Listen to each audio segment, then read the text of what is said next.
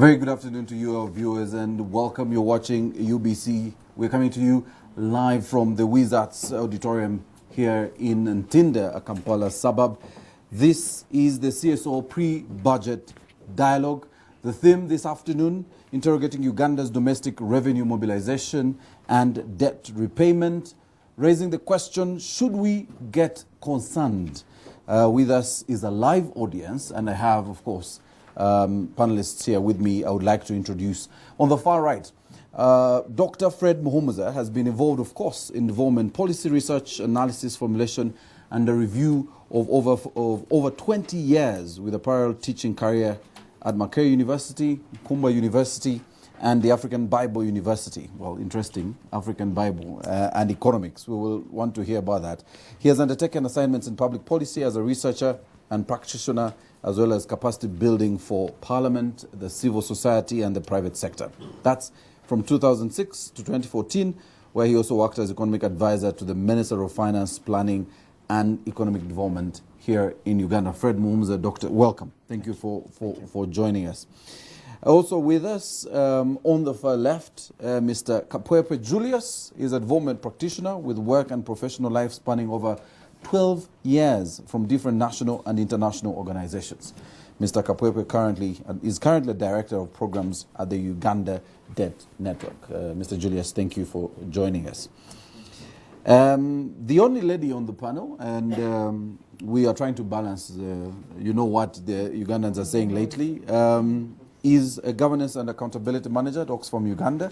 She's a lawyer with a master's in international law, and she has one and a half decade of experience in socio-economic policy that has exposed her to development economics directed towards revenue generation. Sophie, thank you so much for joining us. And finally, Mr. Koti Paul Lakuma, who's a research analyst at the macroeconomic department at the Economic Policy Research Center at Makerere University. His research interest is mainly in the macro foundations of macroeconomics by modeling the real business cycle, consumption, investment, monetary and fiscal policy, asset pricing, oil and gas growth, and of course the financial sector using the dynamics stochastic general equilibrium DSGE model. Well, quite a mouthful. Welcome, Mr. Koti Paul. Thank you. All right, so ladies and gentlemen in the audience, and you at home, the viewers, you can actually be part of this discussion. You can, of course, tag CSBAG Uganda on Twitter, but also use the hashtag UG Budget Dialogue, and we should be able to get that discussion ongoing on Twitter. This dialogue, of course, supported by our partners, Ford Foundation, Oxfam, DGF, and Trust Africa. I will begin with you, Dr. Fred Muhumuza, with your expertise in the economics and matters Uganda's economy, because we are discussing matters of domestic resource mobilization. So I wanted to, first of all, begin with something that has been in the public domain, our debt burden. And so we want to understand this need to borrow in today's context, because we've seen our budget grow over the years, and every time with the new processes, the budgeting processes, we've had an incorporation of our debt interest repayment. Yeah. Let's begin there, because that's affected many, and a lot of people have been asking, do we need to continuously borrow to finance our infrastructure, our huge appetite for infrastructure projects and much more? Help us understand that. Yeah, thank you very much. Good afternoon, everybody in the room and those out there. I think that has been quite an academic debate, yet it should have been a practical debate. But I think most people want to handle it as an academic debate, where they would say, well, as long as our debt to GDP ratio is still not yet 50, we can continue borrowing. Now, there are two wrong things about that. You don't just borrow because you can. You borrow because you must. So the must part of it, we are yet to answer it. We have spent the last 10 years or so borrowing for infrastructure. There were, of course, expectations that when we borrow for infrastructure, the economy will grow better, will become competitive, will become efficient. Now, meaning the economy will grow faster and then enable us to pay back. Now, those assumptions have not come through, so anybody should be taking a check to say, I have borrowed for 10 years. Uganda, for your information, after the debt forgiveness, our debt stock was only $900 million, less than $1 billion. So in the last 14 years, we have moved from less than $1 billion to $12 billion. And we are not seeing the growth rates come through. We are not seeing the tax to GDP increase. We are not seeing the competitiveness come through. But these were the assumptions. So as I've said, it's not bad to take assumptions because nobody knows the future. But when the future comes and becomes the present and you see your assumptions are not coming through, you want to think again. What did I get wrong? What did I need to do differently? And I think that's where the debate should be moving on to say, what should we be doing? We shouldn't just continue saying, no, we need infrastructure. But it looks like infrastructure must work with something else that is not working out. And we need to look for that.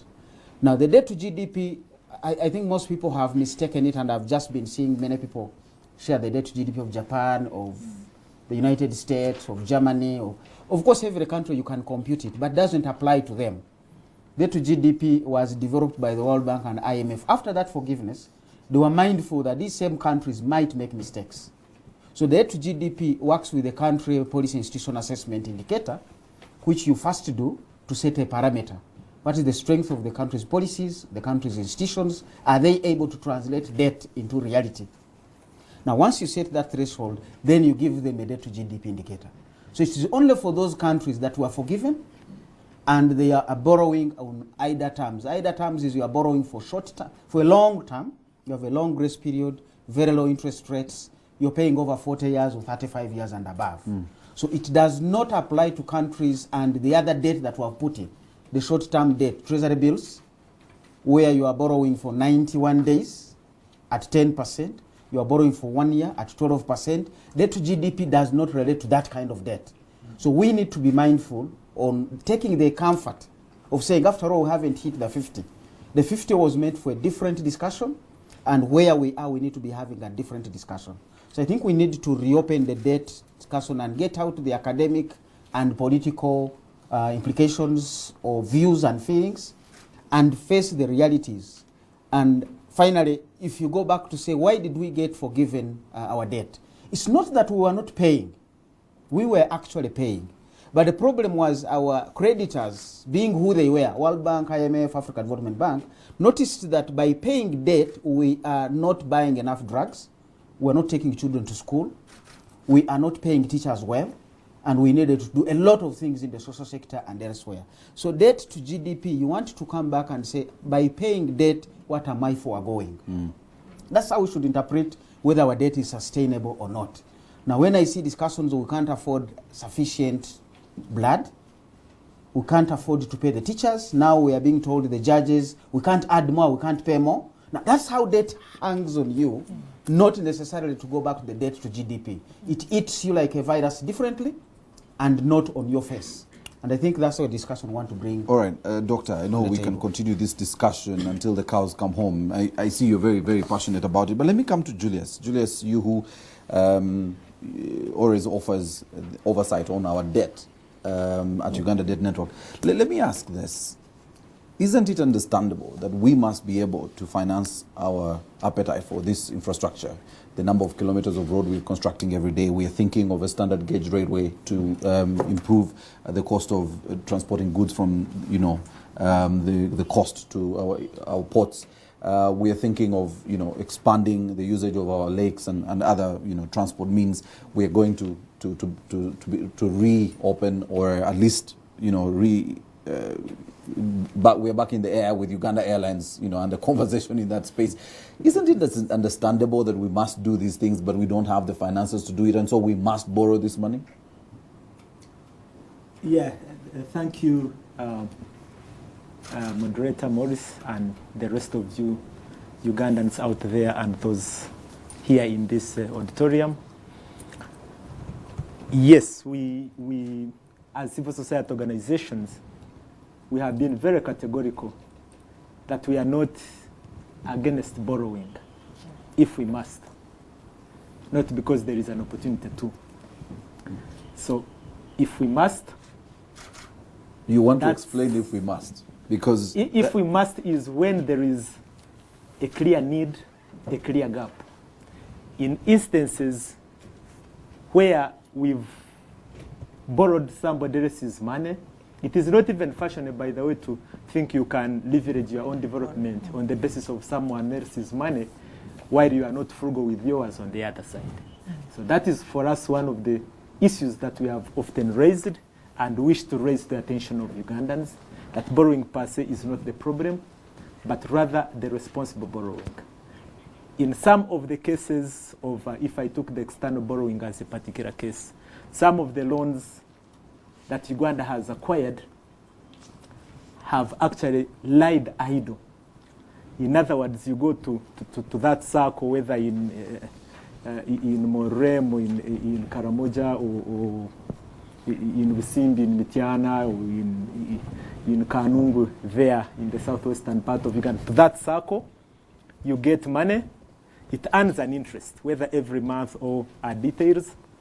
But that money, because you are not prepared, just because the circle was available within your area of reach, you picked the money is now available, being counted against you, but it is not being used for that it should have been. That is one particular area. And there is evidence to attest to that. The other bit for me is instances of underperformance. That you have this particular project in Kenda to wherever electricity transmission project. You have nice plans on how you want to fix bridges in the Lango area, in Lira. The money comes, but you are not ready in terms of the feasibility. Feasibility, perhaps for purposes of the rest of the Ugandans, is that you must have a plan. You must know how many bricks do you need for this, how many workers do you need for this, who are you going to affect, and how will you manage those kinds of people. So the money comes, but we are not ready in that respect. So the money is already here being counted against you, and the Nkenda project, other feasibility areas are not ready. So you lose subsequently because you cannot start in time. We've had cases where loans have actually, after being idle for such a long time, simply been cancelled. Who is the loser? Because the loser is he or she who had been staked for that loan. When you go to a circle in Chamunga or in Iganga, in Ivukura, you stake something. You stake your friend, you say this one will be my guarantor, or your goat, or your land title in case of the bigger loans. So when that loan has not materialized through, that collateral is still at stake. In the case of Uganda public funds, it is the Ugandans, you and I. So therefore you don't get surprised when tomorrow you see some form of new taxes like the ICT recent taxes in this current financial year, which we are not against as civil society organizations, but which we have issues around how it could have been managed and dealt with altogether.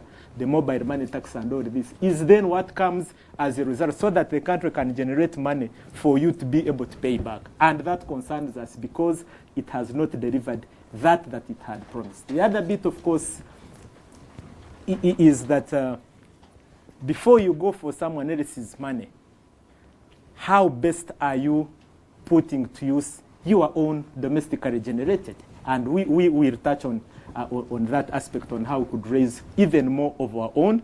But how are you using even that little which you have?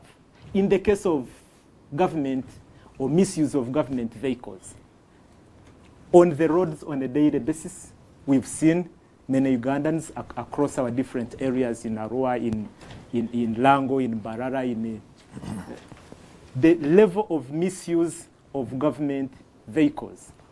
When that vehicle, at the end of the day, requires a service, it is not that particular government officer or driver who has to foot the bill.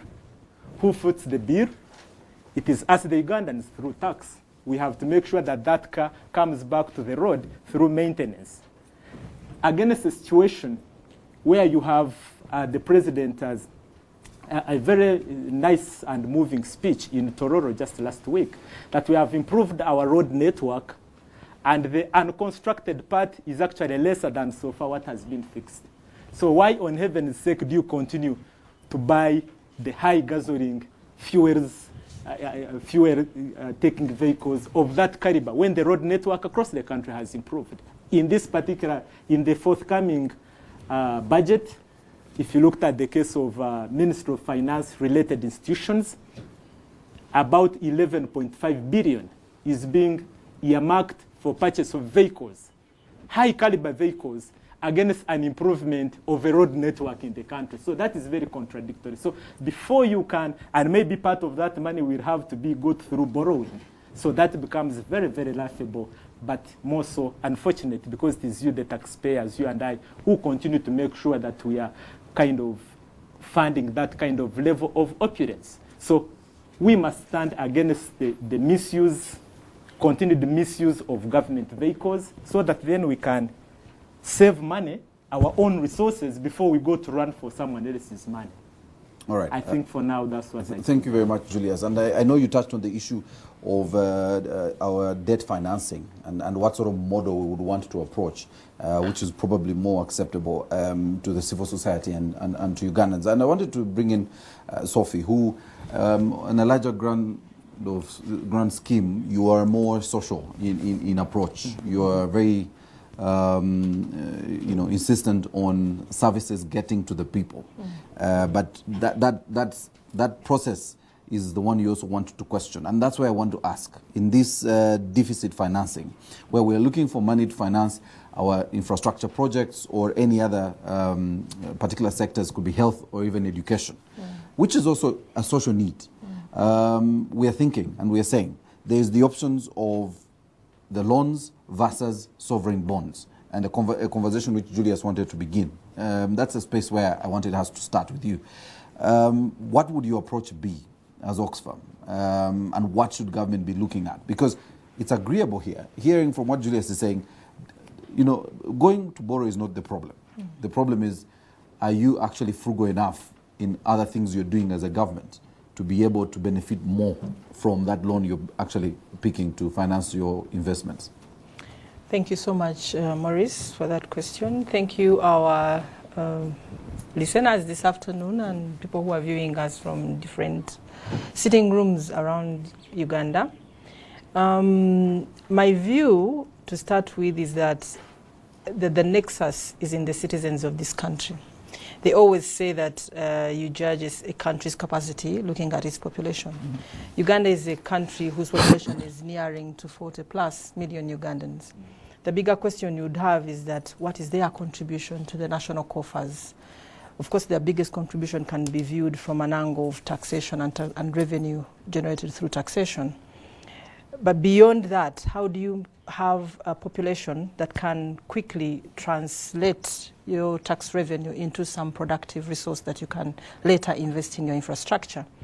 You definitely need a population that is highly employed, and the highly employed would mean that they have enough income they are generating to be able to take care of their own individual economic interests, as well as pay back in terms of revenue taxation.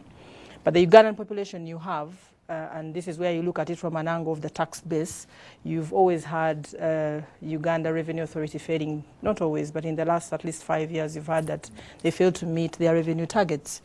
Not with a very big margin, but at least they've failed to meet the target. So the question would be, are they over-targeting? Are they too ambitious? Can't they lower that target? But the target probably is set using a number of economic benchmarks that are already available, and they can't just lower it.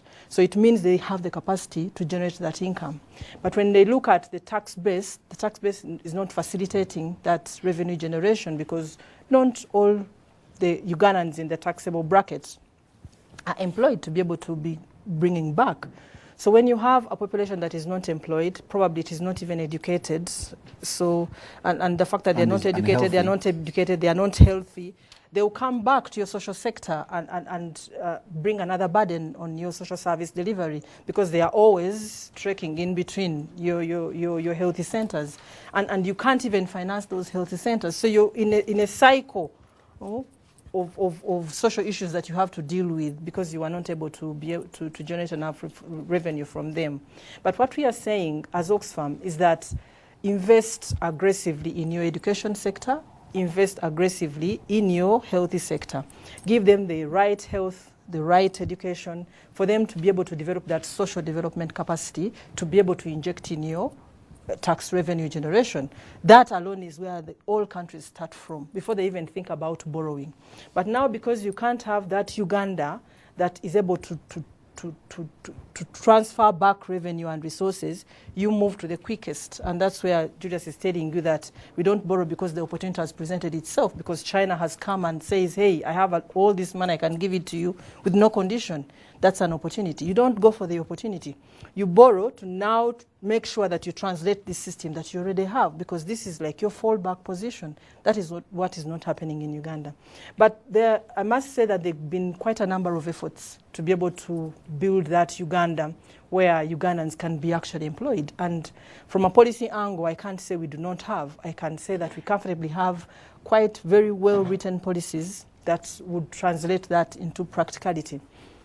One of the policies I would like to pull out is the policy on local content, where it's a requirement that for foreign direct investors that come to invest in Uganda, because now that's the order of the day, for Uganda's industrialization, for instance, to grow, for Uganda's other sectors to advance, we need foreign direct investors, which is okay, I have no problem. But there's a conditionality of ensuring that local content is built along, and local content in respect of employing Ugandans to a certain tune of about 60% of employees should be Ugandans. Now, while that is very well written in our laws, while investors have come into Uganda and they've committed to that local content, the actuality of that is not what we expected.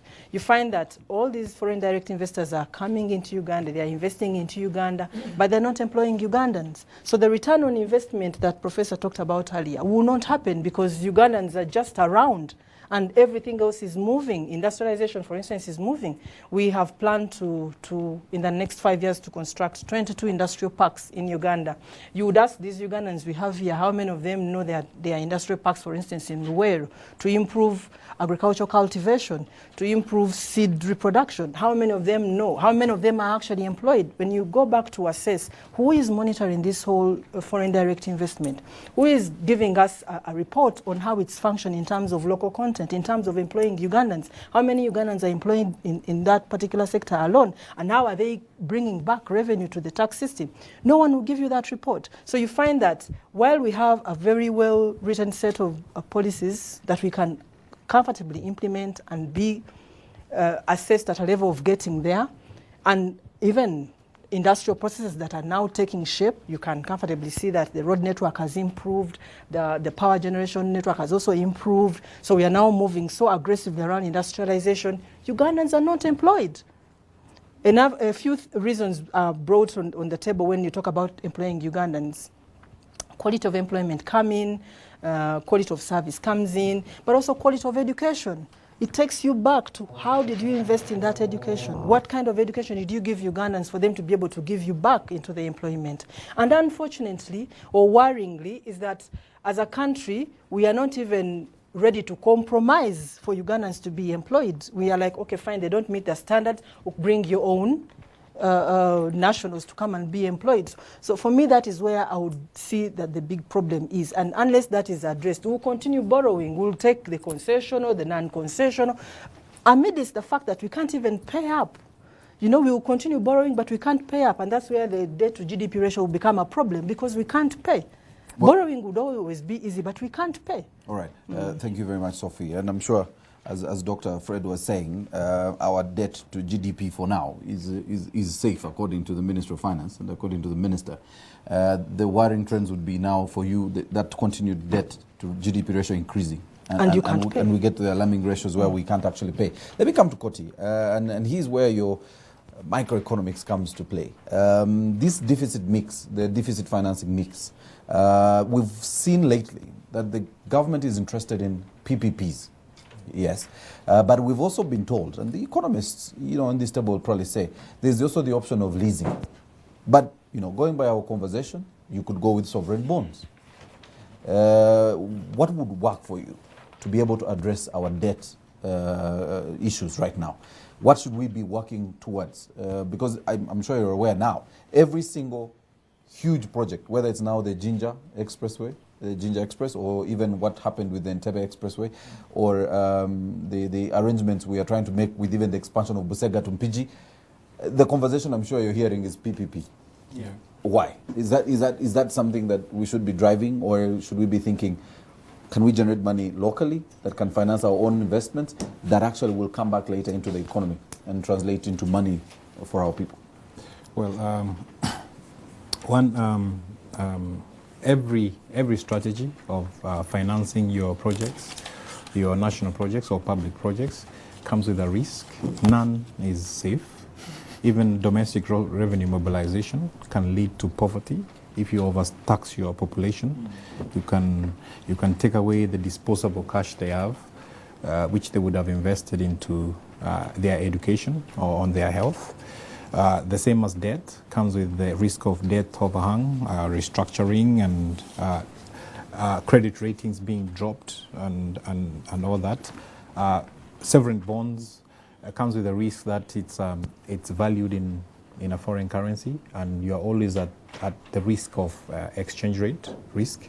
PPPs, they are not the safest mode. They also come with a risk of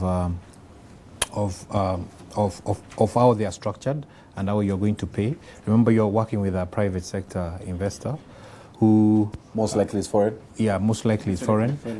Most of the time they are foreign, and they expect returns quicker than how the public works. As you can see... And there must be a guarantee on the return. Yeah, yes. And as you can see, we are bearing the cost of PPPs in the electricity sector right now. Our power is the most expensive in the region. So all these come with a risk. So it's a matter of how you structure your policy framework. And this goes to the choice of projects, what should come first and what should come last. For me, in my opinion, we should sequence what we need now and do it now, and what we need later should come much later. So what model would you then propose? Is there a mix that would work? Yes. Just a mix of domestic revenue mobilization. We should also borrow. It's not a problem to borrow, but borrow for projects which you are ready for, like you said. Projects which you have done feasibility, and projects which won't be delayed by administrative constraints, such as procurement laws, which delay the cost of a project, and then there are cost overruns, and then the project it's more expensive than it was envisaged in the beginning. So you should be prepared. And Uganda has performed very well in terms of public finance management, scored very high in the PEFA scores, but there's one area, and we must admit we have a weakness in one area, which is public investment management. We are not good at managing big projects. And before we start big projects like standard gauge railway, we should be prepared to manage a big project of such magnitude. Before we go for Uganda Airlines, we should be have developed the management capacity to manage such a project of big proportion, a project which is not profitable in the short run, project which will take time to gain revenue, or projects like an airline never earns, few airlines in the world earn a profit. I only know of Ethiopian Airways. Even Rwanda Airways makes a loss. Even but, South African Airways. Yeah, yes. It's how the indirect benefits. Is our tourism ready? Our tourism sector, is it ready to accommodate the branding opportunity brought by Uganda Airlines? Have we prepared our tourism sector? Is the traffic jam along Entebbe Road, is it not going to constrain and make even Uganda Airline a very inadvisable project to go for? I think as Uganda Airline comes, we need to work on the traffic jam along the Entebbe Road, because it doesn't make sense for a tourist to come here and he spends about more hours than he spent on the plane to come from Entebbe to go to the park where he's going to visit. So we need to be prepared. That's my point. We need to be prepared for whatever we are doing and do things when we need them. I was in Mauritius like in 3 or 4 years ago, and Mauritius, Uganda is richer Uganda has a bigger GDP, maybe double of Mauritius, but Mauritius has a higher standard of life and a higher per capita income. And I was speaking with policymakers there from the central bank, from the Ministry of Finance, and they told me they don't have any plan of building a railway in the next 20 years. They are not even thinking about it because they don't need it right now. There are things which they need right now, like educating their workforce, keeping them healthy, working on their business environment, making power cheaper, working on bribery, reducing corruption, reducing illicit financial flows, things which attract businesses, reducing on tax, on working on tax policy, issues of tax policy which affect investment inflow, working on the skills of their citizens. That also puts off investors. Not many investors would want to come to Uganda because the cost of hiring a Ugandan is higher than the benefit, because you pay a lot of money and you get little benefits. So we need to work on the skilling of Ugandans to make them of corporate class to work for an international company. That would attract more business. All right, Koti, thank you very much. If you're just joining us, you're watching the CSO pre-budget dialogue brought to you by the Civil Society Budget Advocacy Group. Our theme today is interrogating Uganda's domestic revenue mobilization and debt repayment. We are asking a question: should Ugandans be concerned? My panel digging in.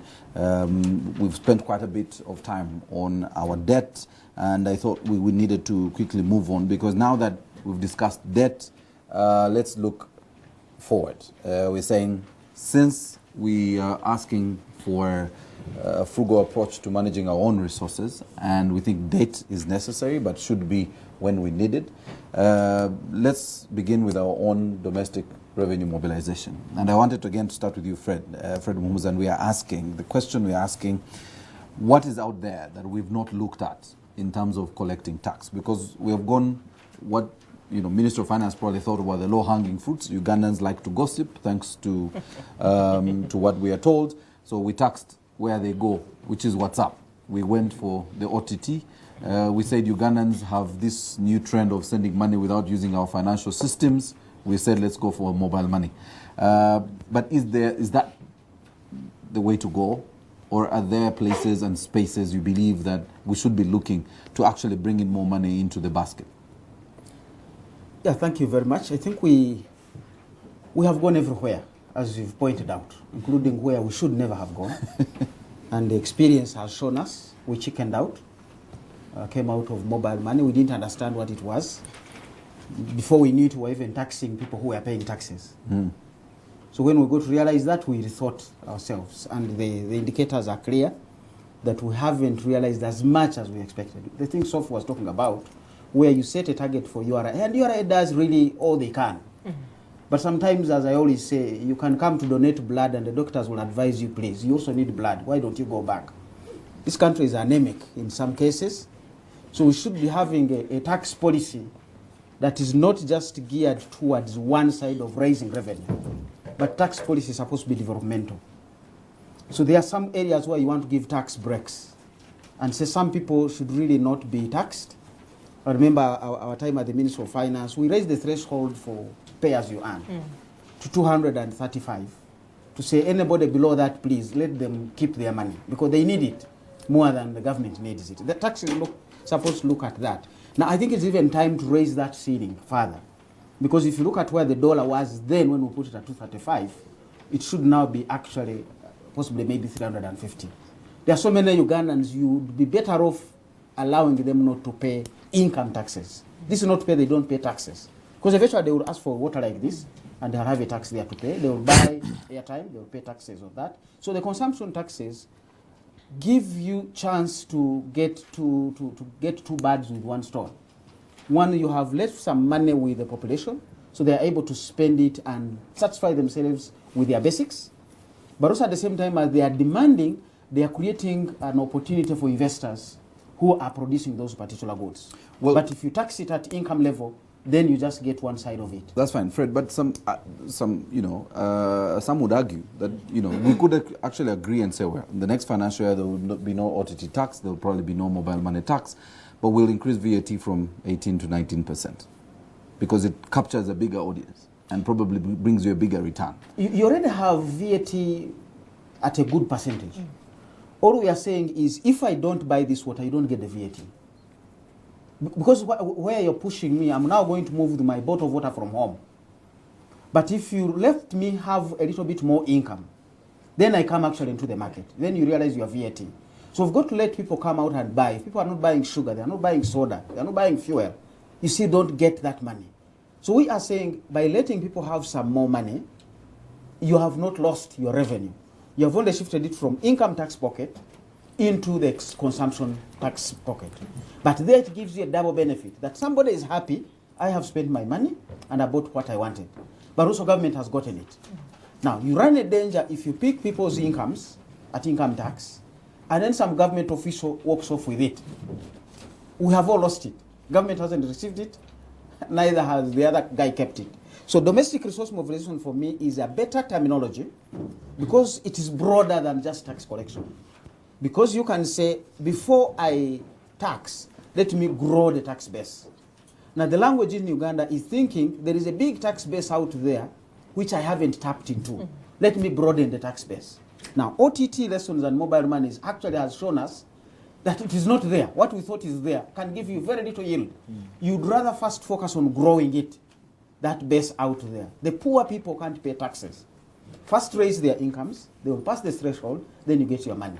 So we need to be looking at how do we grow the economy, how do we grow incomes of the poor people right now, over 70% of Ugandans, who have not even any money to pay because they are really poor. So you want to focus on that side to say, grow the tax base. Because as we said, OTT was not broadening the tax base. It was actually deepening it. Because who is paying OTT? It is the young people, they have no jobs. So they will come back to Uncle Morris, give me the tax. At the end of the day, it is the same Morris. You are taxing this particular tax. So you are deepening, you are not broadening. So I think we need to rethink and say domestic resource mobilization. How do we grow the economy? Because tax is a function of the size of the economy. All right, Doctor, I'll come back to you because I think we really want to spend quite some time on this. The idea is there areas we think that government is not focusing more attention to broaden the tax base, as Doctor is saying? And Julius, I wanted you to come in here. What is it? What are those spaces? What are those areas that you've looked at the Uganda Dead Network and said and made some suggestions? Because I know even the statement from the civil society has been a little clearer on where the spend is and where they would want government to cut on the spend, but also focus their tax on. You want to shed some light in that space, and then we will begin that conversation in terms of broadening the spectrum in terms of availability or spaces where we can actually begin collecting some money. Yeah, as you said earlier, we would speak until the cows, that particular question, until the cows come back home. And so I will run away from that and just quickly point out some 2-3 areas. One is that we are, as a country, Uganda, and generally the emerging economies and developing economies, we are at a time when we must revisit the IMF World Bank Axis kind of policy advice, which to date, since 1980s, has insisted on government divest yourself out of business, that you have no business in doing business, profitable as it is, or risky as it may be, challenges notwithstanding, in other words, but also the wonderful advice from those areas, from some of those institutions, that government cannot be a successful, that for governments to be successful, the panacea to that inter alia is the full liberalization of the economy. So you also need to start there and interrogate that bit. In the case of Kenya government, I'm just using a particular case of Safaricom, one of the best performing companies in Africa, profitably, and really with high reputation, where government of Kenya is a shareholder. And when the good dividend comes, government of Kenya also parts with the good dividend into the state coffers. Is that something we need to look at in respect to growing revenues for government? Dr. Mhums has spoken on the aspect of growing the revenue even to individuals or household in that particular case. So that is something we think if you looked at the case of Uganda currently, government of Uganda has 5% shares in MTN. MTN company, Uganda, the details can but over a sample of the last 20 years, MTN has been making very good profit. I know each one of us here, but also other Ugandans out there, today have already generated millions of money for MTN company, the telecoms company. Every single second. And that government is a shareholder to the extent of 5%, of which it is even threatening to sell even the 5%. So going forward in the next financial year, my piece of advice would be that think of even increasing that stake to about to a higher 25% or so, rather than even divest yourself out, as had been advised by the IMF and of the then days. The other bit I could look at quickly is look at Stanbic Bank. You remember in 2006 when they with their initial public offers, the sale of shares, millions of money generated, billions actually, but even then there was oversubscription by Ugandan companies and by Ugandan individuals. There were also foreigners who could not get into that opportunity because priority was given to Uganda. Simply because of the priority or not, but simply there was oversubscription. Yes. So that tells me that we need to revisit, as we think of growing the economy, rethink the foreign direct investment versus the domestic direct investment. How can we have domestic revenue mobilization strategies complement foreign direct investment? How do we shift our mind that foreign direct investment is not the panacea to Uganda's economic growth, and more so economic development that reflects kind of shared prosperity? So you need to get some of those areas. And so going forward, for instance, then I would, from the Stanbic case, and it lasted for about a month. Maybe if it had lasted for about 2 months, we would have got even more oversubscription. Right. So there is money that we can generate domestically, also from foreign economies into ours through that kind of modality.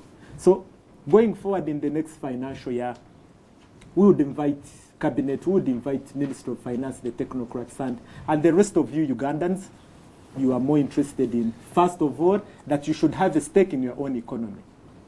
I don't agree with Onyangobo, for instance, when he says, are we seeing a bit of aminism when you talk about indigenization of the economy? You can do it in a more a beautiful or handsome manner that respects the law and policy regimes, but without differentializing Ugandans in being owners and having a stake in the economy. Thanks. And also then around that area is that we need to look at the illicit financial flows, particularly the outflows. Whether the illicit financial inflows would be an issue is something we can discuss, but the illicit financial outflows from our economy, the capital flight and some of these elements, is an area we need to strengthen. Of course, we know that the government has already made effort in trying to understand a bit of, in the telecoms sector, the under-declaration, and government needs to continue in that respect. But that must be seen in the proposals of next financial year so that we don't lose sight of that. And lastly, for me, for now, it has been some time now since we embraced privatization on the basis of advice, policy advice by the IMF and the brothers and sisters, where over 100 companies were sold, but in the contractual obligations, were components, for some of them, components of floating their shares on the Ugandan stock market, so that Ugandans are able to, just like the case of Stanbic we've talked about. So we need to see the budget talking to invoking those obligations by those companies so that they can float their, the extent of the shares that should come forward. And Ugandans own. Through that, you are mobilizing revenue, you are growing the business enterprises, but also you are creating capacity from which later on you are able to do, to have a tax off and a bit of these other benefits that come with that. All right, thank you very much, Julius. I wanted Sophie to chip in. Where are the low-hanging fruits? Actually, earlier when you asked about what haven't we done, yes, in my view, I asked a question that, but what have we done so well? Mm-hmm. You know, we've tried everything as he's telling you, and it was an effort of maybe this will work, maybe this will work, maybe this will work, and we never invested time into really implementing some of these strategies that we put on the table. The key strategy that will bring out two. One, which is also policy embedded very well, is knowledge. How much knowledge do we have in domestic revenue mobilization? And that replicates the attitude Ugandans have in certain strategies like taxation, for instance, their ability to comply. There's already that disconnect among citizens' resources and taxation. Everyone pays, but they pay grudgingly. How do we make a tax force comply willingly? It's an issue of knowledge, how much knowledge is available. But beyond that, even the entities that have the mandate to raise this revenue at different levels, at the local government level, at the national level, how much are they investing in ensuring that they build the knowledge and the capacity base to generate that revenue? Even at local government level, you find that those are the particular votes in a budget that are not taken care of, that are not allocated sufficient resources, so they will never grow them, as he's talking about, will not grow. But beyond that, I would want to talk about the oversight. For me, it's an issue of stitching the hole in the pocket. How much effort have we put in stitching that hole in the pocket? If we stitch the hole in our pocket, we'll be able to deal with the illicit financial flows. Where is Parliament in this whole conversation? How much has Parliament invested in understanding how loans, for instance, are performing? In understanding why is Uganda Revenue Authority not generating the revenue anticipated and targeted? What are the issues that we need to deal with, and how do we support them? And also question things like, why on a daily basis are we approving loans, and what are we benefiting? What is the return on our investment? We have Parliament, all they do is approve, which is very good, but have they stepped back to question what is the return on our investment, so that we get loans that will be adding more value? We are able to deal with these things. Then I'll bring in the issue of oversight at the level of other institutions. The Auditor General's Office. I'm sure the Auditor General's Office has audited a number of these mandated entities. How have we dealt with the findings of the Auditor General? How have we used those findings to support these institutions to play their roles effectively as set by policy? How have we supported, for instance, the national laws and courts that are set, for instance, to deal with corruption? How have we supported that? We'll continue looking for the money that is out there and fail to cover what we already have in our coffers, because we'll continue not seeing it as enough, but probably we have enough. We have enough strategies to be able to generate enough revenue to cater for a few things in this country, but we're not paying attention to stitching the hole in our pocket. You have a pot, you pour in water, it all goes out all the time, and you're not comfortable stitching that hole or covering that hole. For me, I think that's where the biggest problem is. Let's strengthen our oversight. Let's stitch that hole in our pocket. Let's ensure that everyone pays their fair share. We have, maybe this would not have come in, but we have corporations that have invested in Uganda who have been tagged to pay a certain amount of money. But because, and recently you heard about the president being shocked that MTN, for instance, has been under-declaring. He's shocked. If he's shocked, what will happen to the general Ugandans? you know. So if there is elements of under-declaring, what are we doing to be able to curb that under-declaring? It could not be, maybe it's not on the MTN, maybe others are also under-declaring, if it is true that they are under-declaring. So let's teach that whole. All right, thanks, Sophie. Koti, let's begin there, because previously, and I've been on several fora, including, you know, with Dr. Mumza, and you know, in some cases, our international friends were saying there's some low-hanging fruits you have ignored. For example, I'm sure you saw the recent tax on the fisheries, the 1% on agriculture, on the agriculture tax, the 1%. They were saying you haven't captured as many people in the tax base, including the tax rent tax. Yeah, and they were saying the enforcement is very weak in that space because, again, you remember, people don't register their properties.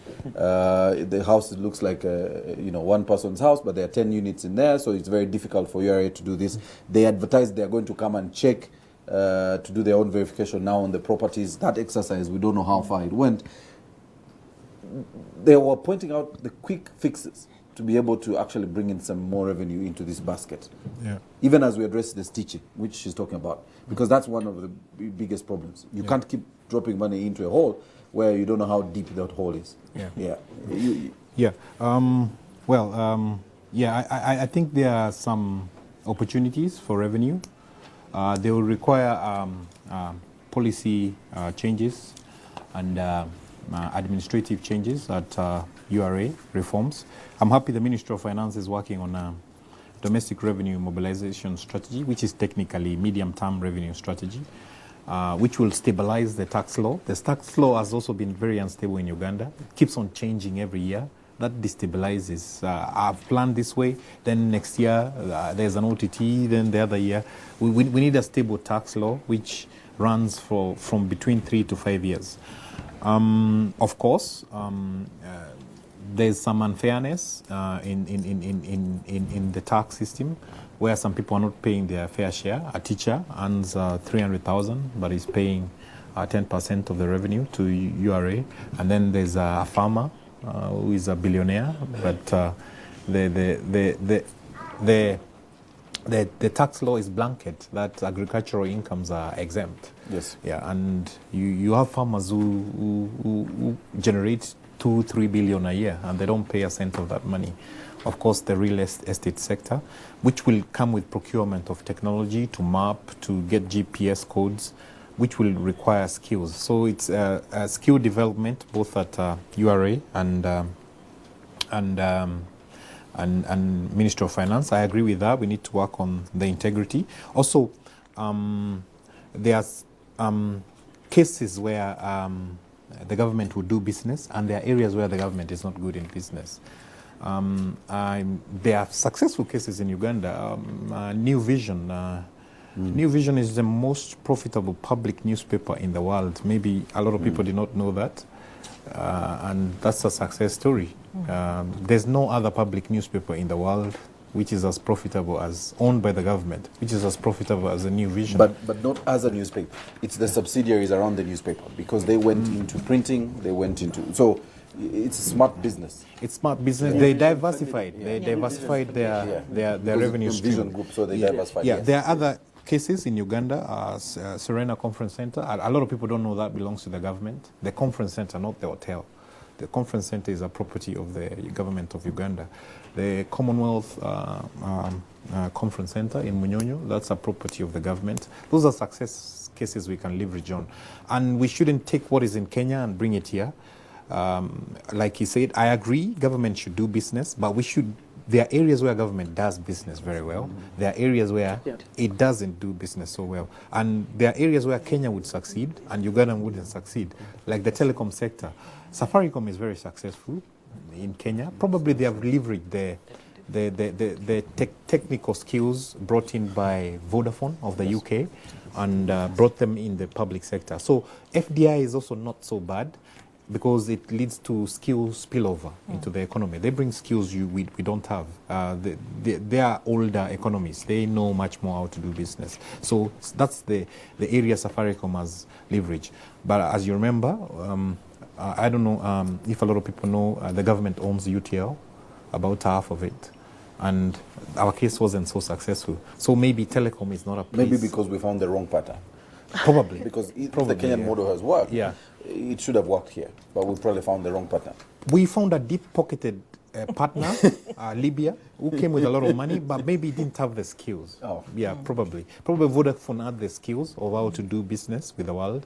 Maybe Libya had the money, but not the knowledge. So I think we need a partner with resources and also the knowledge. So we should customize our approach of government doing business and the private sector doing business for our own context and our own environment and our own culture.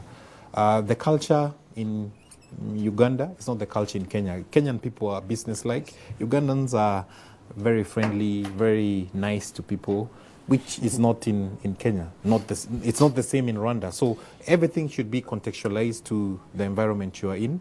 And we should, by now, identify that the government can do very well here, or the private sector can do very well here. Like the private sector has done very well in the education sector. You see all these schools. Actually, the private schools now are better performers than the old public schools. And a lot of people in the region come to access education services in Uganda. So that's an area maybe which the public sector should play a role. The private sector has not done so well in the health sector. The health sector has gone down. Maybe that's an area the public sector should invest more resources. Like that, we should look for areas. There are areas where the private sector will have a strength. There's an area where the government will have a strength. And there's an area for partnership. And there's an area where you need a partner with big resources. And there's an area where you need a partner with technical knowledge. So that kind of knowledge, like she said, we still lack the knowledge of how to generate domestic resources. All right. We need that knowledge. Thank you very much, Koti. Let me come back to you, Doctor. This monkey called domestic direct investment. Many say we've not really addressed it because we've not, as a country, financed our good interest, because there's been interest, and a lot of people who have spoken, including Parliament, there has been a drive to promote domestic direct investment. However, domestic direct investment comes with some needs. You must be able to finance that domestic direct investment. Are Ugandans able to find money, capital, at low interest for long-term financing? I wanted you to bring that in, because that's the only way we're going to actually be able to collect more money and employ Ugandans, create employment, the same Ugandans you're going to be able to tax. You've just, I think, given the answer. They are not able to. You can't find, you can't find cheap capital in Uganda, and you also can't find long-term capital in Uganda. Now, the only people who remain thereafter are the foreign direct investment, because of them they can move their capital from out there where these are available. Now, the Ugandans become disadvantaged in that situation, and we need them to come on board, because as we said earlier, if you look at the structure of our economy, you are not able to generate taxes out of roads. But that's where the bulk of our money has been going for the last 10 years. So to not be surprised that our tax revenues are low, and no matter wherever we try to go, we can't find revenues there. You don't tax roads, you don't tax power dams, but you tax what moves on the road. And that would be now the area of direct domestic investment, that Ugandans would invest in ranching, they'll invest in poultry, they'll invest in growing rice. Now, as those are moving on the road, then you tax that flow. So the structure of our economy needs to be rethought. How do we trigger that second part, which complements the infrastructure we've been putting our money? Now, how do you do that in an economy where government itself has sucked in 13 trillion by way of domestic borrowing, and every time a budget comes, they're like, well, there is 6 trillion that I'm supposed to pay back, but I'm not able to. Now, this is money that came from that pool where your people would be borrowing. If government could find it and bring it back, then you would have some 13 trillion available for private sector to borrow. So when we talk about crowding out, that is the first classic example. So what are the other options you can have? It's good you can list companies in Uganda for Ugandans to buy shares in. But these are going to be companies that have already been triggered by foreign direct investment. The Stanbics of this world, the MTNs of this world. But you can also do another way, float your own Uganda Development Bank, so that other foreigners can come and buy shares. Because now that will be new money that is not in this economy. Now, when we raise this, some people know, no, you guys Uganda Development Bank, we must own it. But when you're a poor person, you can't own anything. And you're not capitalizing it. You don't even have the money because the government is saying, I'm going to capitalize it.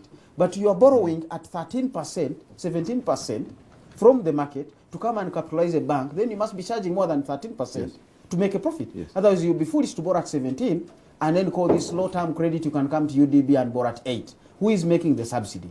So let's not be like we don't have brains to think through. Many of us, our parents were not as rich to educate us, but they really needed us to have education. So they sent us to their relatives, uncles and what. So we can say, this is our bank, but we're a poor nation. We cannot capitalize it. Let's invite Japan Bank for Reconstruction. Let's invite Asian Development Bank. Let's invite Asian Arab Development Bank. All of them to come and buy shares in here. They will give you over $2 billion, maybe 5. Now, Ugandans can now borrow that. What we call African Development Bank is literally not an African bank when you talk about who has money in it. It's the Japanese, it's the Europeans, it's the Americans, but who is benefiting? Borrowing at 0.5% for 40 years. It's Africans. So let's be sober to say, I have produced a child. I am unable to raise this child, but it's my child. Asking my neighbor to help me does not mean I've lost my rights over this child. But that's the only way you can go. So I think to support domestic direct investment with long-term cheap capital, we need to leverage our financing model of the Uganda Development Bank. That is our one-way entry into allowing long-term capital and cheap capital. It's a simple thing to do. We just need a cabinet decision. We sell out shares. It's another liberalization, but this time it is kind of a calculated liberalization to allowing specific strategic investors, no individuals, make them institutional. So I want Africa Development Bank to come and buy here shares, Asia Development Bank, Islamic Development Bank, China, whatever they call them, and then they will bring in money here. They come, they're literally helping you out. All so right. I think that for me is a way out that we can be thinking. Thank you, Doctor. You're watching the CSO or the Civil Society Pre-Budget Dialogue. We're coming to you live from the Wizards Media Auditorium here in Ntinda. This dialogue, of course, brought to you by the Civil Society Budget Advocacy Group. Very shortly, I will be opening it up to our audience here, but I had wanted Koti to continuing the conversation that Dr. Fred has introduced. I wanted just to take you a little back to those to sovereign bonds, and I wanted in particular to look at the domestic bonds. And many may not be aware that NSSF actually is an investor in Kenya in an infrastructure bond for some of their construction work in Kenya. And many may not be aware our money is going to Kenya. And we are saying, why are we taking our money to Kenya and not using it here at home? Probably shouldn't we be saying, what do we need? Is it a policy? Is it a law that can be able to ask NSSF and other fund managers to be able to facilitate investment in our own country so we can actually drive this domestic investment? Yeah. I think that sometimes back, NSSF was not allowed to invest outside. Yes. They had to change the law. Yes. Again, if I was the manager of NSSF, I would do the same. At the end of the day, is evaluation. The risk in Uganda may be higher. You see now, there's what the principle. There's a problem in economics we call the principal agent problem. You are my principal, you're my boss, you're the board, you're the president. I'm the agent, I'm the MD of NSSF. You're not gonna evaluate me on how much I developed Uganda. Yes. You're going to evaluate me on how much return I'm bringing, the interest. So they are making, it's not, they are operational people. They think in an operational way. You don't expect NSF to start thinking strategically. At the end of the day, they are evaluated based on the outcome of the assets they are entrusted with. So they'll invest in areas where the returns are higher. So the investments, the infrastructure in Kenya has higher returns and the risks are lower than the ones in Uganda. But that's not the point. The point is now who should make this strategic decision. Yes. Now that goes to what Dr. Fred said. The cabinet needs to take charge of this country and the president needs to take charge and make these decisions, because you don't expect the MD to make such a decision. At the end of the day, he is evaluated based on how much profits did you make, how much interest are you dividing to the savers, to NSSF, and he will look for where there's the biggest opportunity. Again, to support Dr. Fred's point of divesting or to be friendly to sell equity of Uganda Development Bank in the stock exchange or to foreign investors. I want to support his point that Africa Development Bank, actually, Africans own very little of it. Yeah, it's Egypt and Nigeria who have... and South Korea recently, who have a sizable or a commendable share. The rest of the shareholders are America, Japan, China, and Britain and France. And look at the benefits. We are borrowing at a lower rate. So a Brazilian Development Bank has done the same. And Brazilian Development Bank, it has a different name, but it's the Brazilian Development Bank, is richer than the World Bank. They have more capital than the World Bank. World Bank and IMF combined, not only World Bank. World Bank and IMF combined, because they have leveraged on such a model of allowing people, other nations, to buy into their development bank, and it has helped Brazil to reach the middle class status. Again, these foreign people, when they entrust you with their money, they have an interest in it, so they will bring in skills on how to. So you leverage not only the resources, but also the skills. Yeah, they must protect their investment. Julius, let's have a final word on this. I noticed we've stayed away from tourism, and I'm not so sure why. Because I thought that was another low-hanging fruit. But if we invested some money in tourism, there's a quick return on investment. That's more like our comparative advantage. Yeah. However, we have, as we've spoken on agriculture, the biggest, comparative advantage in the region. We are not picking money from there. So we have very rich people investing in agriculture, but we are not actually taxing them, and there's no money coming through. But they might have created employment, and they are stabilizing the economy by making sure we have a food basket. But we are not picking any money from that space. Julius, 1 minute. Yeah, I think in respect to agriculture also, even when in some of the cases it is making money, it's not for you to simply walk there that I am a tax collector. Initially, you feed the cow, you look after it, you nurture it, it gives you the milk. If your neighbor has done it or someone else has done it on his or her own accord, I would be hesitant for the third party to come in and to check on how much I'm getting from milk. So in other words, government at the level of veterinary services would wish to see more investment into veterinary extension services. Beyond that, really, don't come to disturb our peace that you're a tax collector. And on tourism, a lot of talk, a lot of promises, so far in vain. The 10 oil roads, stroke tourism roads, what's the extent of implementation? For me, that's where I would wish to see the continued and consistent investment in the coming financial year, so that we are able to have that particular aspect of with the attendant benefits. But for that to happen also, beyond oil, you must invest in the attendant benefits and facilitators, the enablers. Outside that, we'll have a lot of difference. All right, Julia. Sophie, there's this one question, and we've been touching on it really slightly. The relationship between our tax performance and service delivery. You want to paint a picture for us, because if we're not collecting enough, it means we're literally not providing a service. Definitely. And if we must provide the service, we must borrow the money to provide the service. And then that increases the I don't know what you would call it, whether it's an investment on service delivery, but it increases the potential of that individual, of that person, to pay more next year for the same service. I think we've actually touched it in different forms. Yes. But maybe putting the picture back in its light.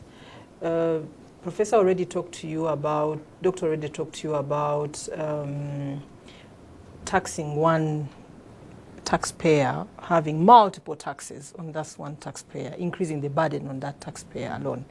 definitely that taxpayer Because will go he's out of your tax bracket. Quick They example, pay. he's paying PAYE, he's paying NSSF, he's paying all this, and He's then paying all his of these children are asking VAT. for, and he's paying all these VATs. Then his children, because they have smartphones and they can't afford to buy OTT, They're asking are for coming it. back to Exactly. him to pay the OTT, the mobile. He's the one sending mobile money to the village, so he's incurring. All of that on that one person. But at the same time, he's also responsible for the disposable income at the household level, where he has to take care of the healthy and the food consumption at that level. And all of that require money. So eventually, he will walk out of the tax bracket, and you won't be able to capture that one into your tax bracket.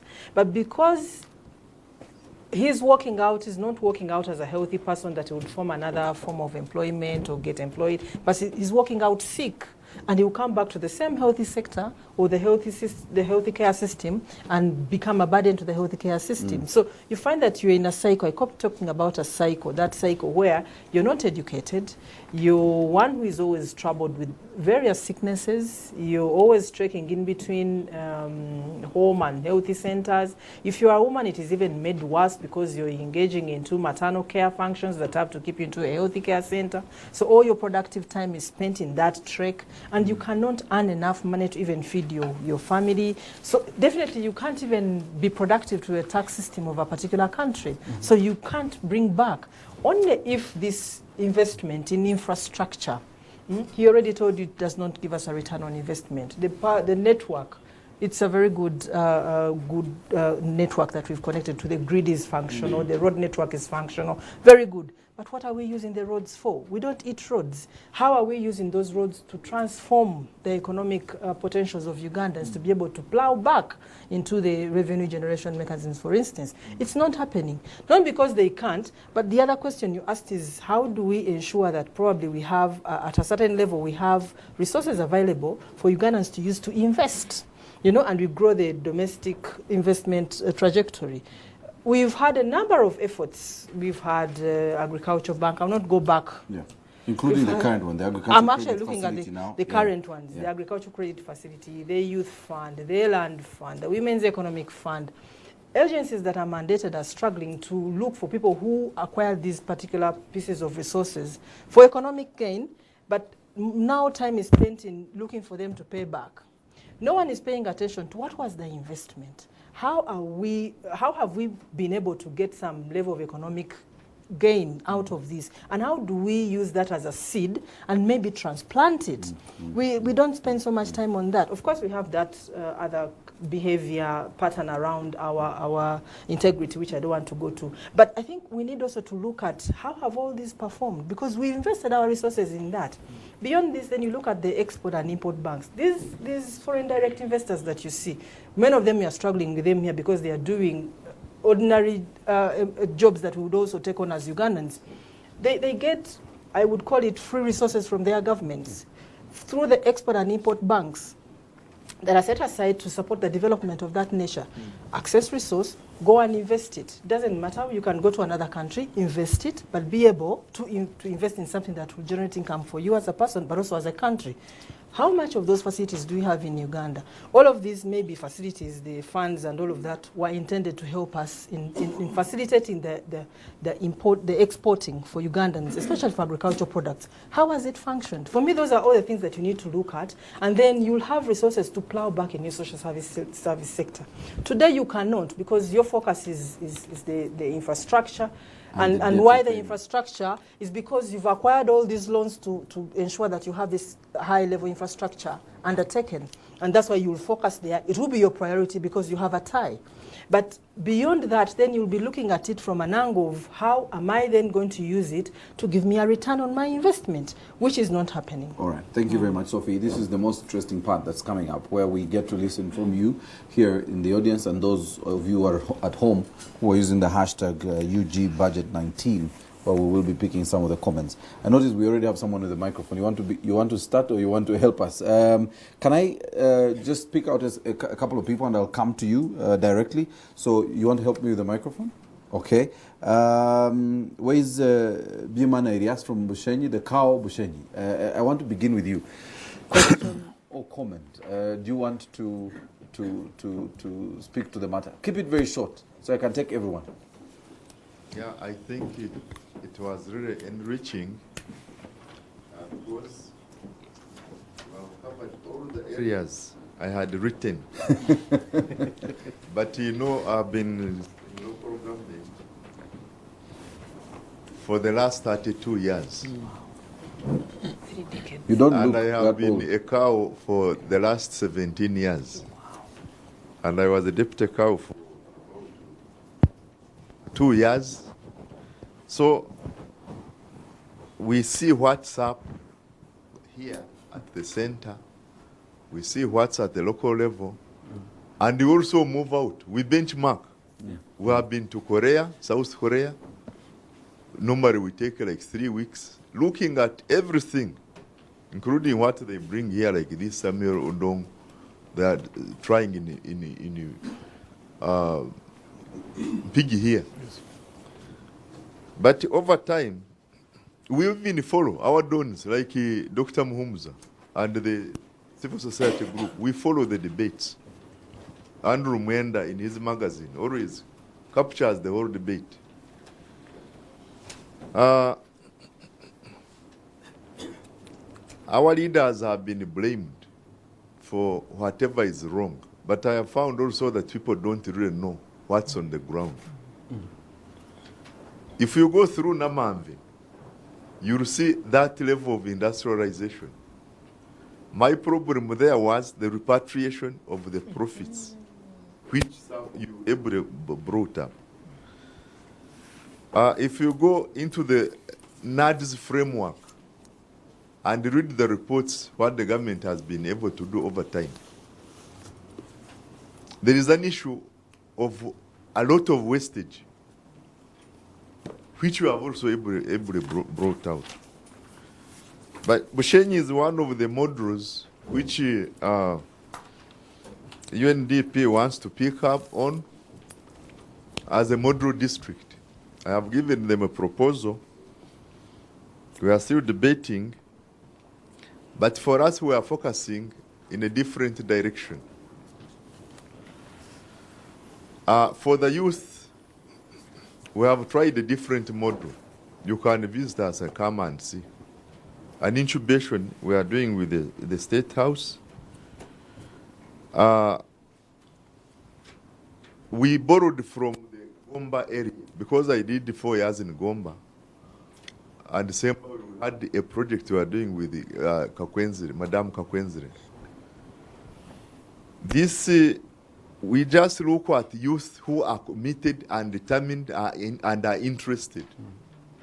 Then we say, test them for 3 months, then we recruit them. We say, okay, now come. I will tell you that of the 70 animals I received from NADS, about 3 past died. All the rest are living, and as I talk, in less than 2 years, we shall be having over 200. Through the youth. Actually, Chairman Kabari is visiting me this week to see what we are doing with his group. And others have been coming to see. But whatever went into the north, into the east, the fertility rate was 60% and above. So that wastage is there. Now, what we are saying... Finally, yes, I hope that's the final one. Finally, sir, what we are saying, quality control in the systems. I have 6 factories in Bushenyi. And the rate, the cost, the price of the tea at the Mombasa exchange, auction, is $1.30 for Ugandan tea.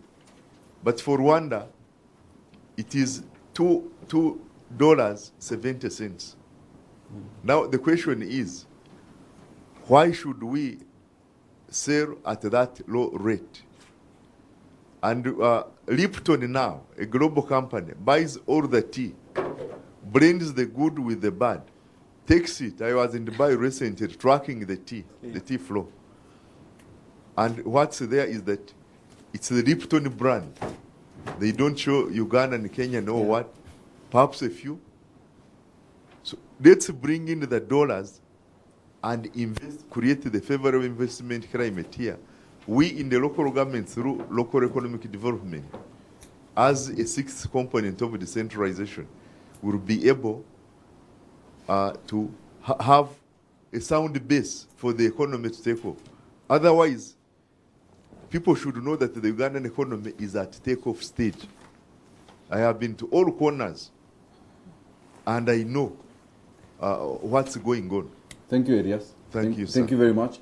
I wanted to get a lady, Nanchinga Betty from Chivale. Is Nanchinga here? Yes, behind you. She's there behind you. Yes, keep it very short. Yeah. I think most of the issues that have been raised are the real issues affecting development and probably our contribution to the taxi base. When you look at basically the programs that government has come up with, they are very, very good programs. By the way they're being managed, who are the youth benefiting from these programs? They should be the active youth who are able to plow back into our revenue, bring back the revenue so that it can really help the country, all those particular areas. But you look at groups that have benefited, but when you go to assess, almost 80% of them have not had any positive impact in terms of development. When you go to household level, they are not doing anything. So should we go, as I think, ahead into identifying, how do we identify these youth? All right. What are they investing in? Do we make a follow-up, or we follow up after they've misused their funds? These are loans, as we've said. They are loans. But economically, how are they benefiting the country? How are they benefiting the citizens? If actually they are well invested and the youth are benefiting, also the country will be in position to benefit. In return, as these people are able to pay taxes. Thanks, Betty. Thank you very much. Can we have Mujuni Julius? Mujuni Julius, is he here? Yes, he's in front here. If you can pass the microphone to him. I want to just let our viewers know the hashtag is UG Budget 19. I can pick some of the comments there much later in this discussion. Yes, Julius. Thank you, moderator. I'm Juni Julius CFO Kabale. To add my voice to other speakers, there are so many loopholes in these projects, majorly of youth livelihood and web. Whereas the government is planning to get more revenues, but how it is spent is becoming a problem. The issue of how to manage these funds at the youth livelihood level is alarming, and the rate of loss is becoming big. Surely the government should make sure that more strategies towards recovery is improved. Yes, thank you. Thank you very much. Koti, I will want you to listen in, because I see a lot of this is around the managing of our resources at the micro level, and I'll come back to you at some stage. Imelda Namaga from that's you, okay? I was wondering if you're Imelda. Is Imelda here? I'm happy. Please pass on the microphone to him as I find. You'll introduce yourself. Keep your. I'm still looking for Imelda. Okay. I'll come to you. Don't worry. Let the microphone. Introduce yourself and keep it very short. My name is Elias Julius Swaza. You asked that why should government go to earn more revenue or more tax? Yes. For me, I believe that government should tax people with huge land. These people have huge land and they don't use it for productive things. And some people even chase those tycoons, chase people over that land. Thank you. All right. Well said. I'm happy to get Sophie to speak to that. There was a government decision on land taxation, but also taking over land that was unutilized. Yes. Imelda, yes. Thank you very much. Can you speak up so we can hear you? On the issue of debt, yes. Our concern is that actually increasingly we are borrowing from non-concessional terms, and especially from the Chinese. Yes. And of course, if we are not careful, Uganda may actually follow path like other countries whose assets have been taken over.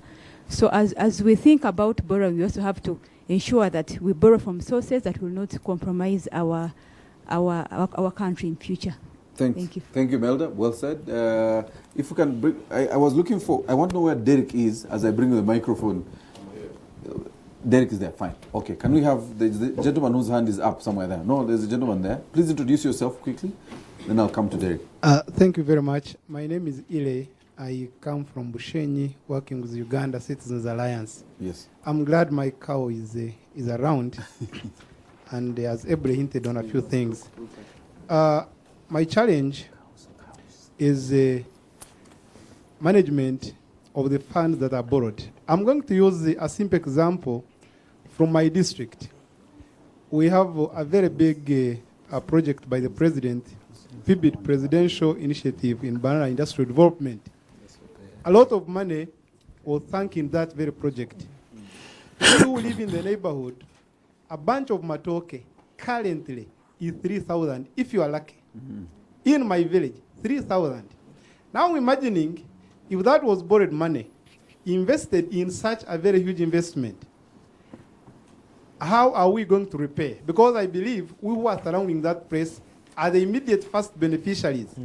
But if we can have our matoke now being sold at 3,000, yet we have a non-functional, very big, huge multi-million project, how are we going to proceed? I believe there is a problem with the way we manage these borrowed funds and where we invest this money. Thank you. Thank you very much. I hope, Doctor, you have captured that. It would be nice for you to answer to that. Let's bring the mic to Derek. Derek is here in front. Derek Gumisiriza, Kick Uganda. Yes. Keep it short so I can take everyone. Thank you. My name is Derek Gumisiriza. I work for Kick Corruption out of Uganda, Kabale, Kigezi. My concern is that we are concerned as Ugandans because of this lot of debt, which stands at 178%. It is so alarming. That figure is so alarming in Africa. Citizens are also concerned about the rate of corruption.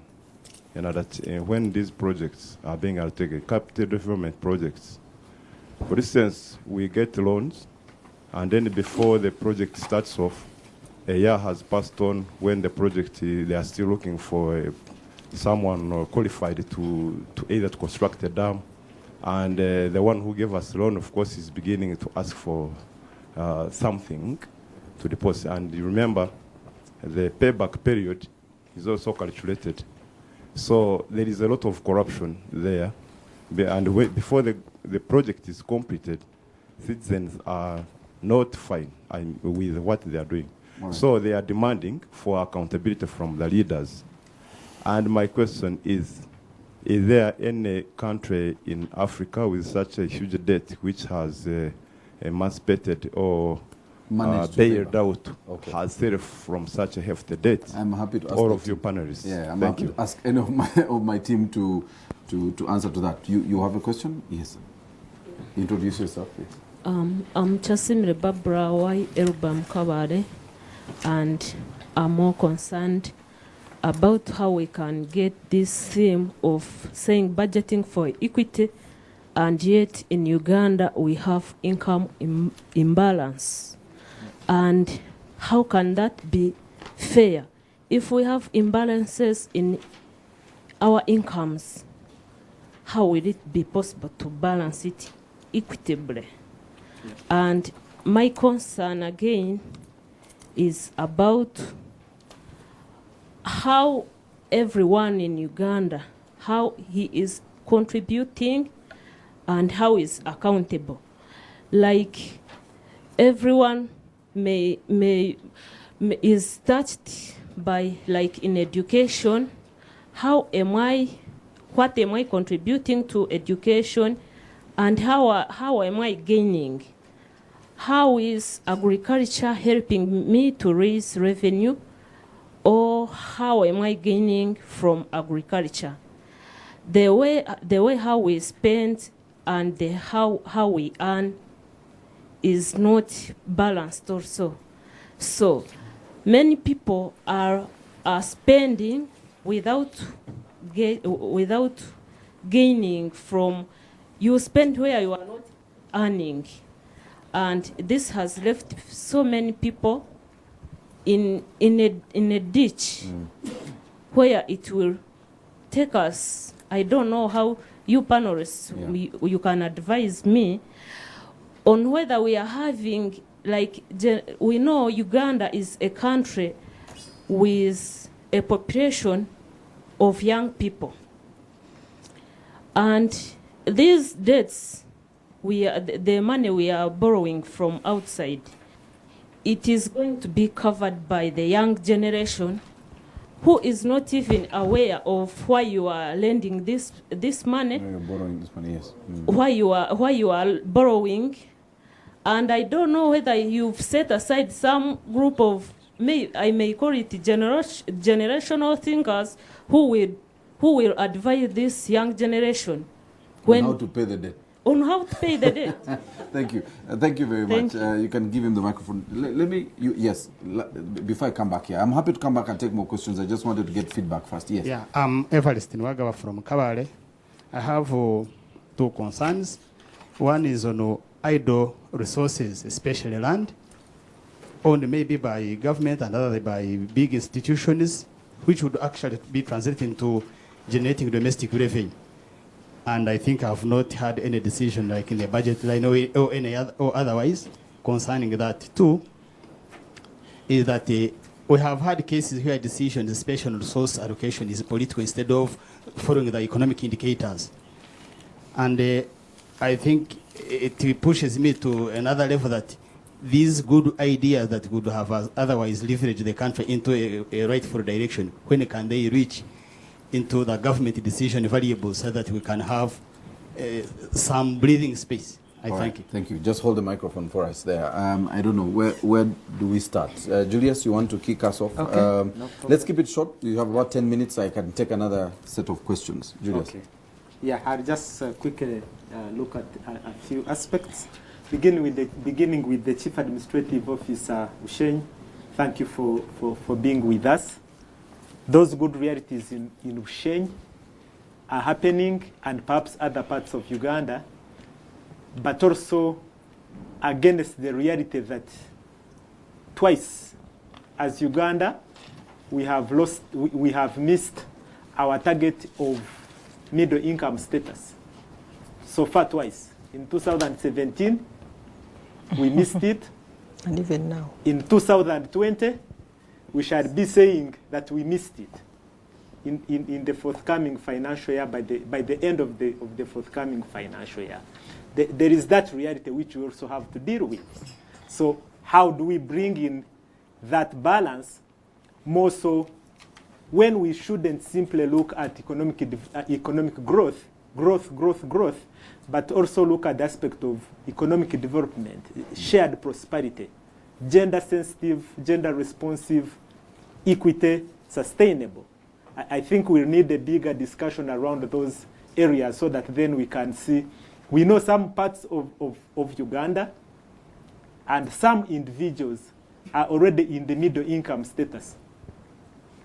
But we don't want them to be, because they are so few, we don't want them to be there as loners.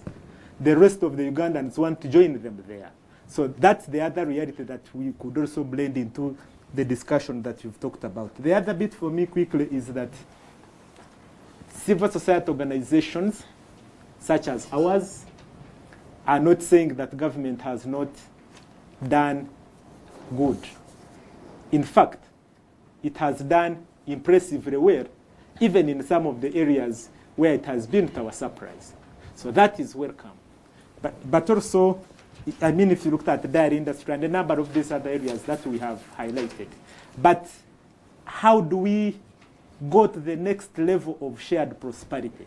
How do we reverse the trends now where there is increasing absolute poverty, yet we had overcome some of those predicaments? It is what we need to bring into the conversation, and together with government in dialogue, be able to have a mutual discussion on how we take this country to the next level. And lastly for me, so far the aspect of idle resources. Why is that land idle? In fact, the government that is talking about taxing some of this idle land, where is government's own land? If you looked at Ishara Ranch, if you looked at this one in Lango, if you looked at Achua, the Achua farm, at Stock Farm in Barara, where is government's its own land? So that bit also needs to be looked at, particularly on what avenues could we talk about in growing, in rejuvenating the economic capacity of some of those pieces of idle resources like land, before we talk about the taxation. So we need to look more. One of the key security elements beyond guns and some of these bits we see is actually food security. It is the first line for food security. So before we talk about taxing some of these resources, we would talk about how do we grow them too. And lastly, the one on debt repayment. Arguably, government is borrowing mainly also for the youth who are currently benefiting from, and the children who are currently benefiting from those kinds of windows, at least potentially. In the case of UPE, the school facilities grant and a number of these have mainly relied on borrowed resources. If I looked at the case of BitVet, you remember the Skilling Uganda, very nice program in 2013, pronounced and made declarations, very nice speeches. Ugandans, you are blessed at speeches. And I'll just pick out one parameter because moderator will be looking at me, just one parameter. Between 2013 and 2018-19, when the Skilling Uganda program, BitVet, under BitVet, should have been concluding, every year it promised to produce over 400,000 skilled graduates. Our assessments have shown that, on the contrary, only up to about 100,000 are coming out on an annual basis. If you went to further interrogating that, the number would even be lesser, against where all the money was acquired and borrowed money. So yes, the youth potentially are benefiting, and therefore we invite the youth to, that these affairs of public resources are not just a matter of you and I alone, but that the youth must wake up even further and be more vigilant in understanding these affairs, because theoretically what you have raised, it means that they are getting affected more if we don't deliver on the promise, on the promised outcomes. Thanks, Julius. Yes, Sophie. Quickly, one of the things that we need to think about is how some of the approaches we've undertaken are quickly taking us to widening the gap between the rich and the poor. I think it's a good way to move out to the youth that are active, are interested, and can give us that return, and we see products. But one of the things we need to think about is that that's a shortcut. There are few youth who bring on board that are actually interested to take on these economically viable activities and can invest in them. We are leaving the biggest population of the youth out of the bracket. And this biggest population is what we needed to have a return on all these funds that we are investing in. I think for me, the approach would be, let's identify the economically viable activities in a particular community or in a particular area that have a market that is locally generated. We don't need to look for markets in Sudan when there's a market in that particular community. Talk about Bushenyi, talk about Kabale. What is the market in Kabale, and what is the economic viable activity in Kabale that the youth can invest in? After identifying that, let's give the youth the right knowledge to be able to engage in those economic activities in that area. Let's not look at economic activities that are in a gold resource-rich community. Let's look at what we have in our area. After giving them the knowledge and the skill, let them try it out. Let's see if they can actually put in practice their knowledge they have acquired, because we've invested to part that knowledge. Then after we've seen their test models, their trials, then let's bring in the resource. Today, what comes first? You all know the answer. The money runs faster than the testing, than the knowledge, than the skill. So eventually you will have those who come, show your interest, that you have the interest, and take the money, and then will not get anything. So for me, that approach, I'll have reservations on it, because it quickly takes us to widening the gap between the rich and the poor, which is the biggest, one of the biggest challenges around economic development in the world. Land and taxation. This takes us to the bigger conversation around resource-rich communities and taxing resources. There are various resources you talk about. Talk about cattle. Talk about forests. We all have different reasons why we have settlements around all of these. We have cattle, we have herdsmen. People have cattle because it's a cultural connotation around cattle, not because it's an economic. You see, people have land because they have a cultural attachment to land, not because of the economic. But we look at countries that have had land for economic gain, and because they introduced tax on that land because it was for economic gain, and we think that we can benchmark and bring that to Uganda. The reasons are different. Some actually are holding land in big chunks for cultural reasons. Can we invest in understanding how we can make these people who are holding big chunks of land pick another interest around land? Give them the knowledge they need to be able to appreciate the other productive ways they can use that land. All of the land policies that have come about in the last 20 years are looking at that land and how to get it away from those that are holding it. That thinking, similar to what he already alluded to, we think that people have land and not using it. Have we invested in teaching people how to use that land for economically viable activities that Uganda can benefit from, or are we looking at taking away the land and others use it? That will bring another conversation. You will go to the Albertine region where we have oil, you know, and then we'll start taxing those that are benefiting from oil because it's the economically viable, it's the resource rich they're accessing. You'll go to communities like Karamoja that have gold mined in their areas, Karamoja, Mubende, Muhweju, and you start taxing them because they are some of those that are accessing revenue coming in from gold. Is that how we want our tax system to be driven? I think we need to rethink some of these things, and probably that is one of the reasons why they haven't been advanced to a level where they will be coming in much more actively on the policy agenda of Uganda. Thanks, Sophie. Koti? Yeah. Doctor, you will come in. Don't think I'm... Yeah, I'll speak quicker so the doctor can have us.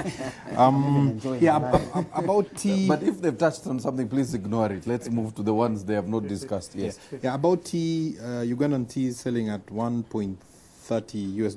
Yes. And the Rwandese tea selling at 2.70. Well, it's a matter of quality. Again, we need to invest in how to control quality, which you rightly said. And also, there's another element. I think Rwandese tea will still cost more. We still need to work on the quality. But Rwanda's tea will be valued more than Uganda. Reason being, and probably you know this if you're a tea farmer, the higher the altitude, the more the price. Countries with mountains tend to produce better tea. Sri Lanka, parts of Rift Valley in Kenya, tend to produce better tea. So Rwanda, you know, it's a country of 1,000 hills. So their tea will still be valued better than ours. But I agree that we need to invest more into quality control of our tea and make the price, reduce the wedge between Rwandese tea and Ugandan tea to about $2, maybe $2.70. I wouldn't worry about the branding, whether tea is branded Uganda. I would worry about the money. That debate, I find it diversionary, usually. I find it everywhere, even in the Bank of Uganda, that, Ugandan tea is being branded as Kenya. For me, it doesn't matter. What matters is, are we getting our money? That's what would matter well for me. The reason being is that in tea business, there's also politics in it. You're not going to establish an auction here and then it works. I've had some discussions as there's going to be a tea auction in Kampala. I wait to see for whether that would work.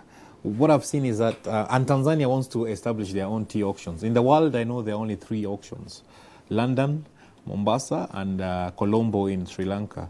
So I think there are some politics around that, how that is managed, and I think people need to study much better. Why is that? Why are there only 3 auctions in the world for over 300 or 400 years of tea business? I think we need to understand that better. About debt, there's a study called on China done by McKinsey and Company on China relationship to Africa. It's called Dancing with the Lions, Dragons Dancing with the Lions. I think You need to read that, and you see. China will work with you according to the way you view yourself, the way you are. If you are loose, they will treat you loosely. If you are harsh, they will respect you. China, it depends on how you work with them. U.S. has Chinese debt. How come U.S. is not at risk of losing assets? U.S. holds about 11 trillion in Chinese. China holds about 11 trillion of U.S. Treasury assets. Actually, U.S. owes China more debt than anybody else. How come China doesn't go repossessing the New York harbor or something like that? It depends on how if you portray yourself as weak, you are greedy, or you are very desperate for money, they will treat you the same. South Africa, Malaysia the other day told China off for their debt. So they act in a certain way if you portray yourself, the way you portray yourself. Countries like Sri Lanka, maybe I've heard of Zambia. If you come out as desperate, as you're very hungry for money, the same way they will treat you. That's how China works. Their foreign policy is on the principle of reciprocity. You portray yourself as you don't need their money so much, but you would appreciate it if they gave it to you. They will treat you with a lot of respect. That's what I would advise. But otherwise, look for that study, Dancing with the Lions, by McKinsey and Company. About land, again, land is a sensitive issue, particularly in Uganda, the multiple tenure system.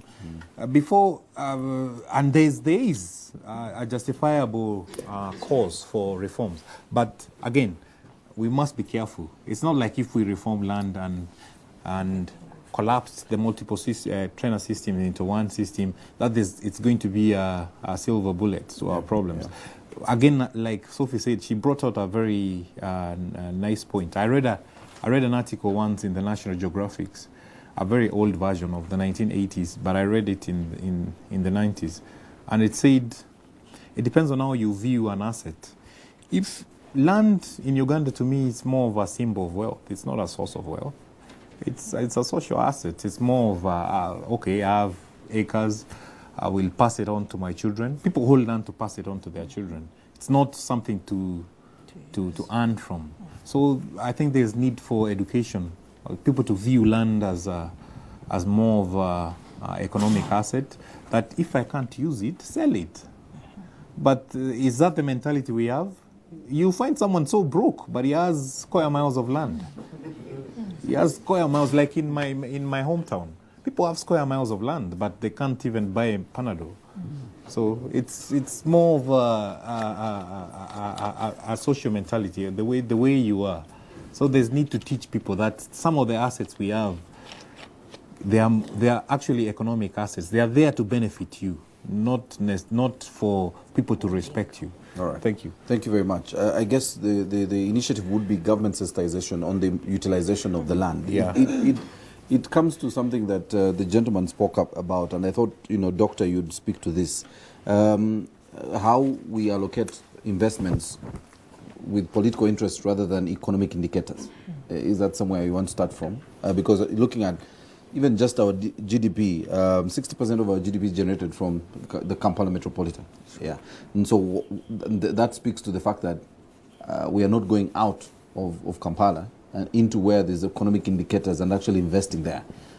We've seen isolated investments, the ceramics in Kapeka. They're really isolated, but real investment in the places where the indicators show that's where the investment should have been.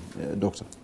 Yeah, I think you've touched it rightly, and everybody has kind of answered the issues. If 60% of our GDP is around Kampala, Wakiso, and Entebbe, Mukono, and where is it? Do you see it all? You see our buildings, and as we said, some of these can't be taxed. Yeah. If you have to link it back. As somebody has assessed or estimated, they say 70% of our GDP is just stock, real estate, the land we're talking about, which land will not generate for you anything. And now you don't want to blame the landholder, and I think the discussion has been put out there because of so many reasons. But sometimes some people really want to use their land, but as we said, they have no power. You've not empowered them. I can't go to a bank and borrow at 25% to go and grow maize. I will be risking my land because I'll lose it to the bank. So I would rather hang on to it. You haven't even encouraged me to invest in my children. If I had granted my children an inheritance of education, then it would be a different story because they can go and work anywhere on the planet. But now all I have to give my children is land. I'm hanging on to it just for that. So we need to understand where people are coming from and see how do we liberate this rather than saying we'll grab it because you're not using it. In the first place, we are the ones who have made sure they don't use it. So don't blame them. It is us actually to take the blame. And I like the cow for Bushenyi. Bushenyi is an interesting area. Why did we pick interest as researchers? It is one of the richest districts out there.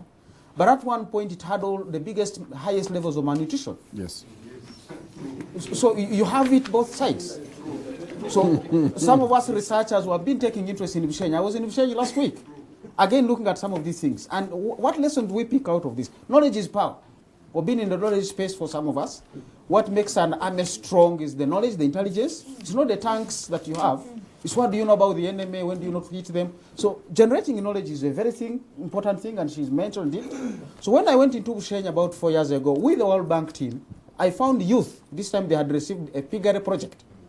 And they were really grappling with it. They didn't know what to do. The little money they received, put shelters, bought the pigs. Now they had no money to buy food to feed them, to treat them. I had to touch my own money to give them money to say, go and look for a vet to come and advise you on how to look at this project. Misplacement. Now, cattle, Bushenyi is a cattle business. So the youth in Bushenyi, give them a cow, they will thrive. Give the cow to somebody who is in another district. As he's saying, you should have given them another thing.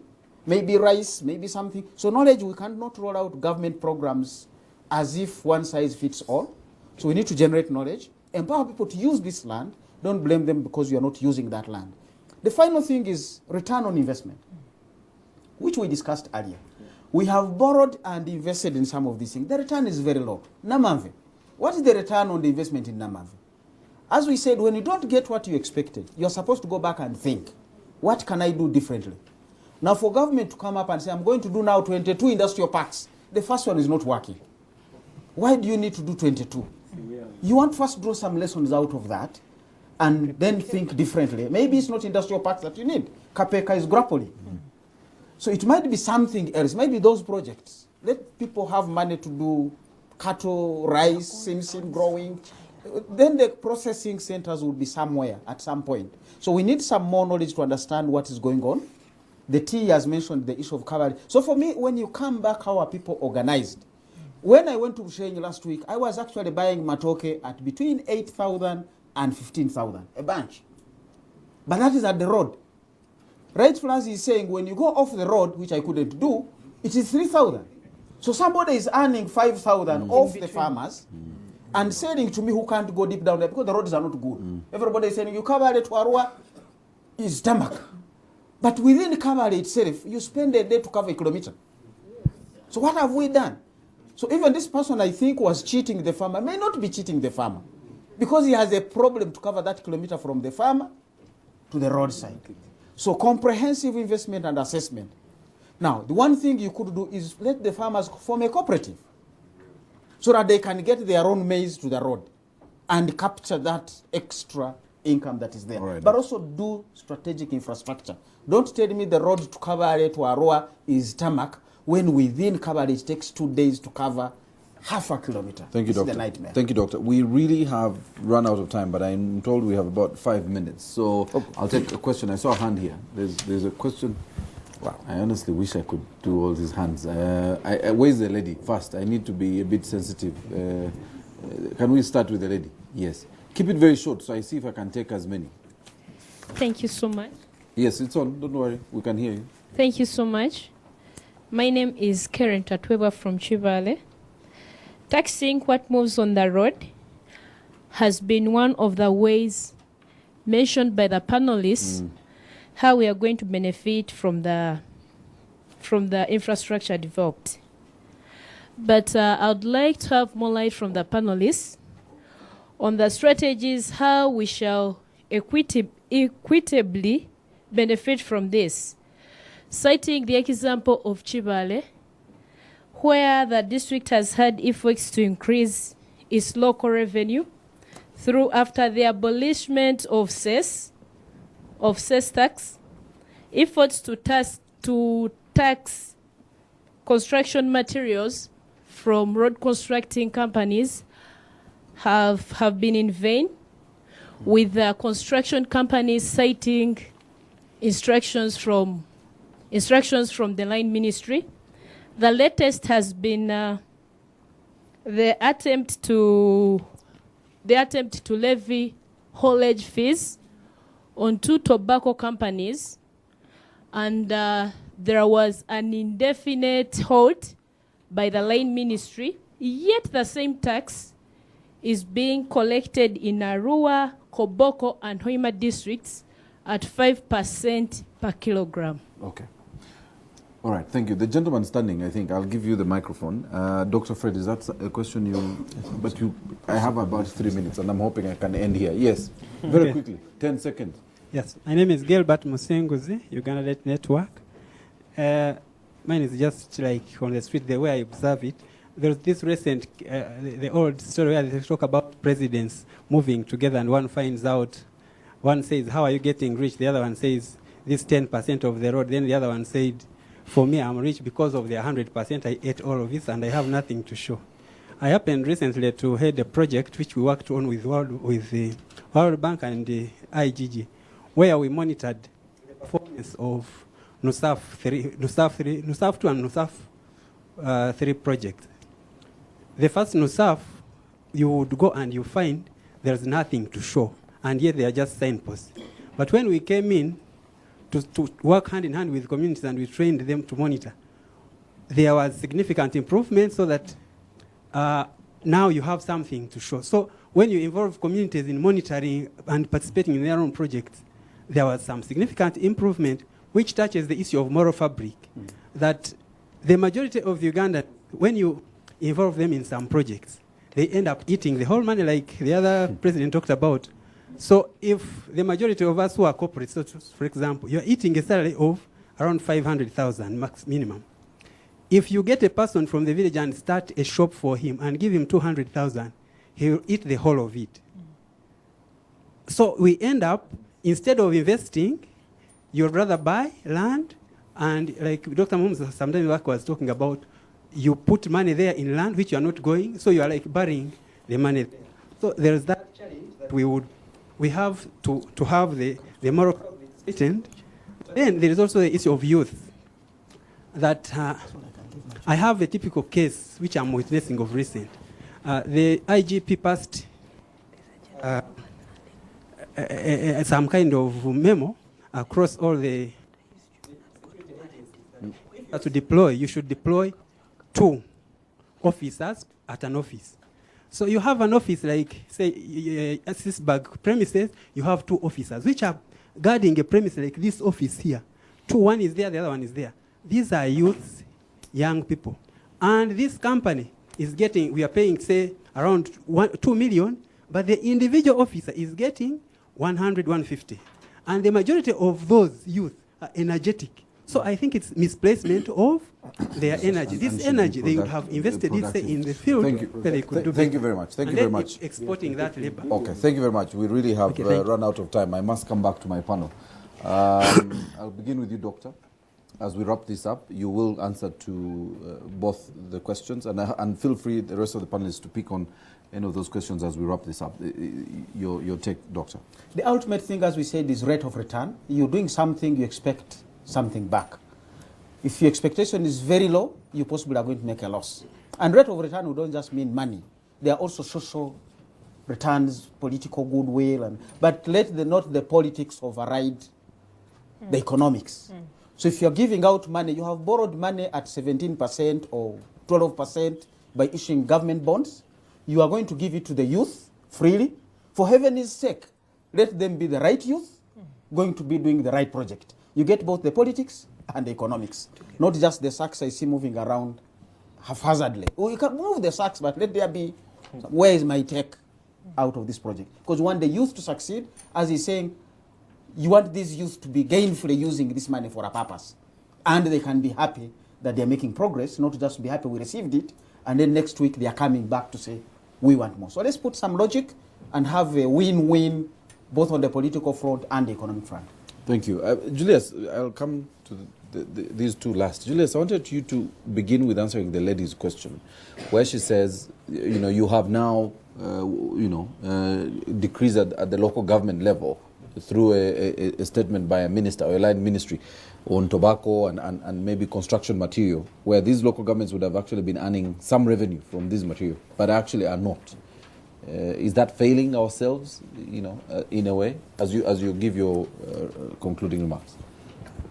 My quick assessment is that even at the broader level, there is a growing inequality between the central government institutions and local governments. So the 5% in Arua on tobacco, it is tobacco to that extent anyway. Even if it was picked 100%, how much does it translate into? So we'll need more time in future to squarely interrogate how do we get out of the predicament of inequality between the center and the local governments. Incidentally, majority Ugandans are serviced by the local governments. No wonder just 60% so far is what we are depending on to generate our wealth. How much more to generate our GDP? How much more opportunity do we have out there if we went to the rural areas and outside Kampala and be able to would earn much, much, much more? Yes, the economy may be on a near takeoff stage, but it is our duty and responsibility to make sure that comes faster and than much later. So ultimately, the local service and the dotted taxes through local councils that we've seen at local council 3 and 5 are not going to give you that sum of money, that sum of funding that the local governments are yearning for. Rather, we need to see how better we share what is already in the national coffers. But also, that is going to be to the extent that the national coffers themselves are not leaking, as we highlighted earlier on. Yes. So one of the aspects, actually, as highlighted, is begin with seriousness this time.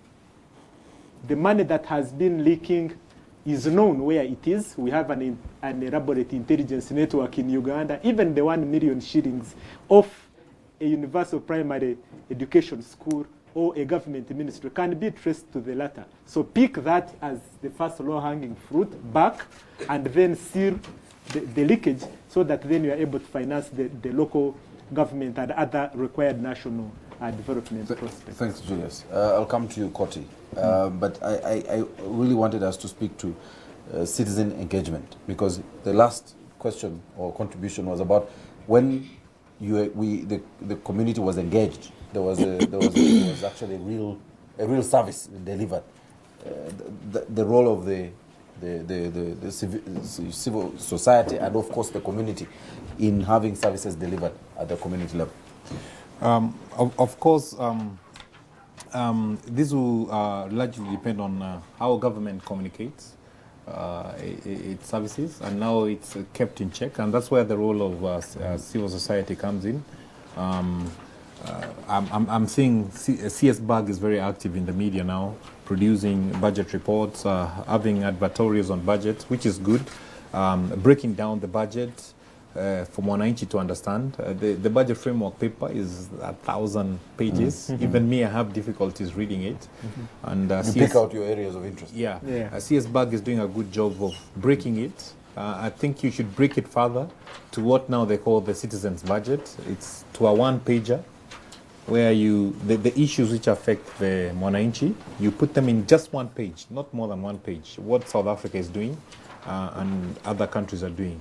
And that will help in ensuring accountability and help the government to deliver the services and ensure coordination between citizens and the people. I wanted to comment on the issue of vertical inequities. Very quickly, yes. And among its central government and local government, and the horizontal one also. There is inequities between local governments. Some are richer than others. Yes. Well, of course, generally, there are fiscal capacity issues of collecting revenue in the local government.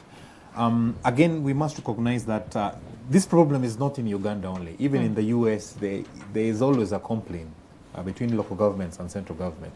and between local governments.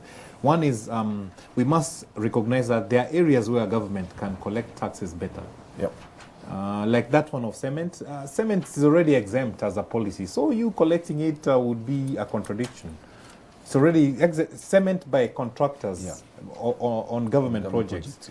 It's exempt. You collecting it, a local government collecting as tax again, it's a contradiction. But it's an issue of communication. So I want to say that there are areas central government is best placed to collect taxes. And then there are some taxes where local governments are best to collect. So we need to identify these areas. And then it's not one hat fits all. Every local government has its strength. We need to identify that. And then there are areas where you could share. You could tell URA to collect it on your behalf, and they account for it and they give it back to you. Then there are areas where you could do it by yourself, and then there are areas where you should leave it for the central government. I think those are areas you need to work on. All right. Thank you very much, Koti. Finally, Sophie? Well, two things. The first one is just to add on to that taxation. I think there is selective application of the law, where some are taxed and others are not taxed, and that's where I think the questions are coming from. How do we ensure that the law applies across the board in the same way? If you're to pay tax, let everyone pay. If you're not to pay, let everyone not pay. That's where we need to check. And it adds into my last comment on let's tighten the loose ends. Let's tighten the loose ends. If we tighten the loose ends, I think the conversation will be different. We'll be having conversations on how best do we use the resources we've been able to generate as a country. But if we fail even to generate sufficient, when we have the potential and then we struggle to get more, the conversation changes. All right, thank you. I would like to request our audience here to clap for our panelists who have done a fantastic job this afternoon. I want to thank Dr. Fred Muhumuza, senior lecturer and senior economist, for joining us. I want to thank Julius Kapwepwe, Director of Programs, Uganda Debt Network, Sophie Chagulanyi, Governance and Accountability Manager, Oxfam Uganda, and Paul Lakuma, who's a research analyst, Economic Policy Research Center. Gentlemen and lady, thank you so much for joining us. And to you, our audience here in the Wizards Auditorium, and you at home who've been watching this CSO pre-budget dialogue brought to you by the Civil Society Budget Advocacy Group. We want to thank you. The discussion continues online using the hashtag UGBudget19. Thank you so much for watching. Good evening.